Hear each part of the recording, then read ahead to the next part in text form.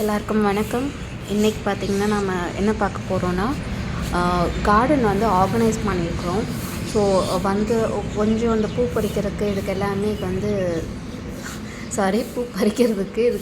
வந்து கொஞ்சம் கஷ்டமாக இருக்குது. அப்படிங்கிறதுனால மழை வந்த டைமே வந்து எல்லாமே வெளியில் கொஞ்சம் நகர்த்தி வெளியில் வச்சுருந்தோம். ஏன்னா தண்ணி ஊற்ற தேவையில்லை, அப்படியே மழையிலே நனையிட்டுன்னு. ஸோ அதனால் வந்து இப்போ கார்டன் ஆர்கனைஸ் பண்ணியிருக்கிறோம். பண்ணிவிட்டு நான் அப்படியே இருக்கிற ரோசஸ் எல்லாம் பறிச்சுட்டு வேறு என்ன பண்ணியிருக்கிறேன்னு பார்த்திங்கன்னா, தண்ணி ஊற்ற வேண்டியது இந்த மார்னிங் ரொட்டீன் வந்து நான் மார்னிங் பண்ணிட்டேன்.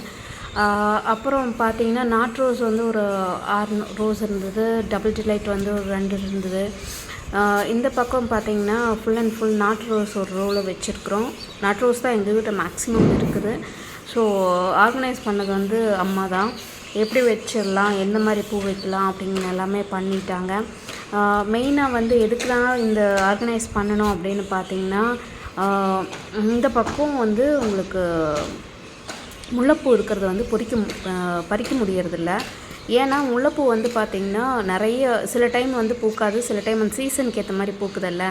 அந்த டைம் வந்து பார்த்திங்கன்னா முல்லைப்பூ பறிக்கிறதுக்கு கொஞ்சம் கஷ்டமாக இருக்குது. நான் ஆல்ரெடி சொல்லியிருந்தேன். அதுவும் இல்லாமல் இந்த மழை டைம் வந்து என்ன பண்ணியிருந்தாங்கன்னா, அம்மா வந்து எல்லா செடியும் வந்து ஒரே மாதிரி இருக்கிற மாதிரி வச்சுருந்ததுனால முல்லைப்பூ போய் பறிக்கிறதுக்கு கொஞ்சம் கஷ்டமாக இருக்குது அப்படின்னு சொல்லியிருந்ததுனால அவங்க என்ன பண்ணாங்கன்னா எல்லாத்தையும் ஆர்கனைஸ் பண்ணி வச்சுட்டாங்க.